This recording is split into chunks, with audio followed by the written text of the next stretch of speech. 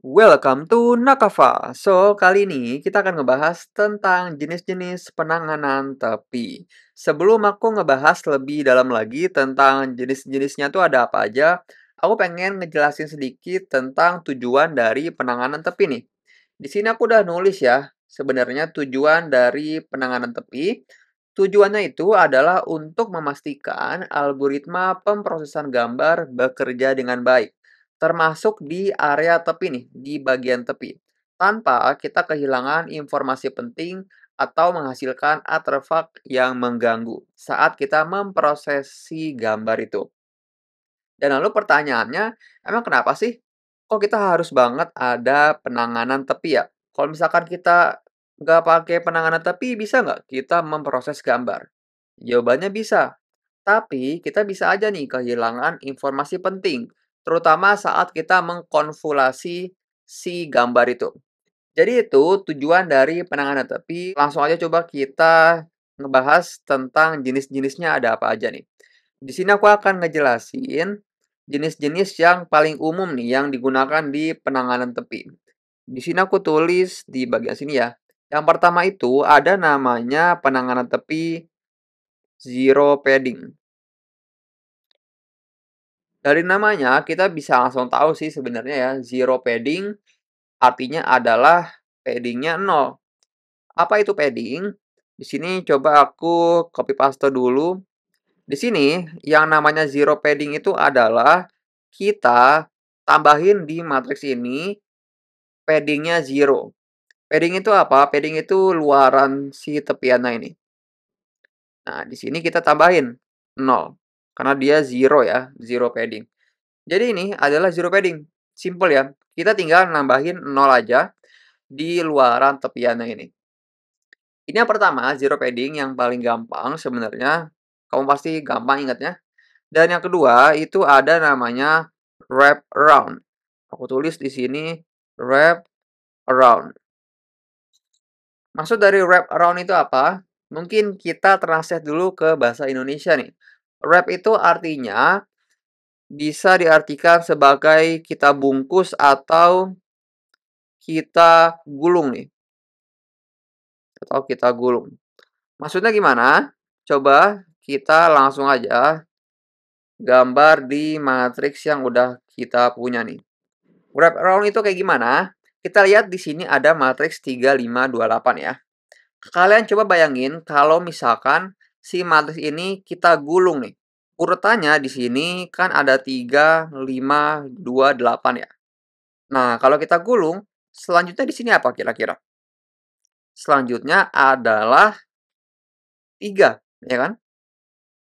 Karena kita gulung nih, 3, 5, 2, 8, balik lagi ke 3. Selanjutnya di sini kalau mau ditambahin lagi ya, setelah 3 itu adalah si 5 di sini. Karena setelah 3 di sini adalah 5. Jadi untuk yang di bagian kanan itu adalah 3, tapi untuk di bagian kiri dia adalah kalau kita bayangin ya, dia itu adalah si 8. Karena kita gulung nih. Dan kalau misalkan di kirinya 8 itu, dia adalah si 2 ini. Jadi itu adalah yang kedua wrap around ya. Lumayan masih gampang. Tinggal bayangin aja kalau misalkan si matriks ini kita gulung atau kita bungkus deh. Itu yang kedua, lalu yang ketiga itu ada namanya mirror padding. Mirror padding atau bisa kita sebut juga sebagai reflection. Seperti namanya, mirror padding atau reflection ini bekerja seperti kaca. Gimana cara kerjanya si penanganan tepi ini? Langsung kita aplikasikan saja si matriks yang udah kita punya ke mirror padding ini. Di sini aku paste ya. Bagaimana cara kerja si mirror padding ini? Kita bayangin seperti kaca nih di sini.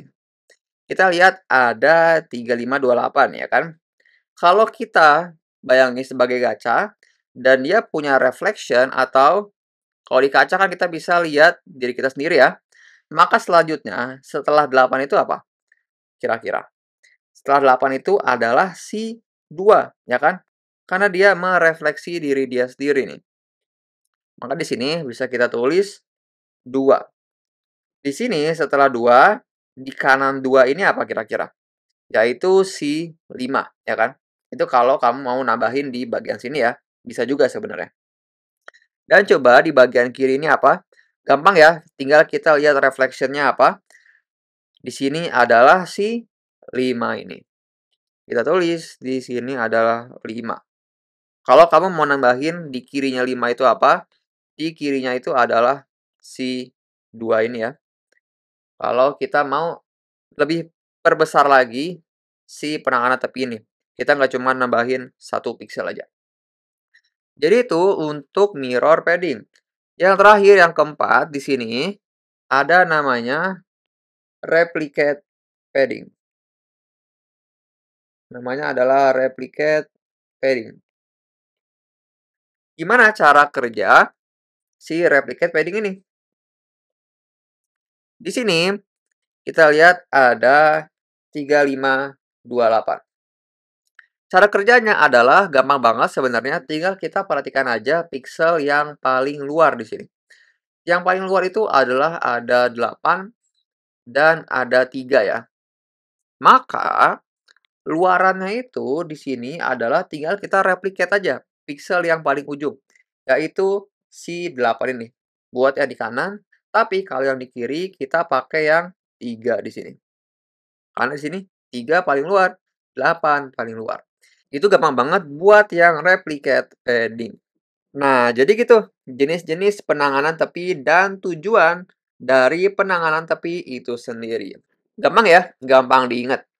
So, gitu aja tentang jenis-jenis penanganan tepi. See you in the next video. Thank you.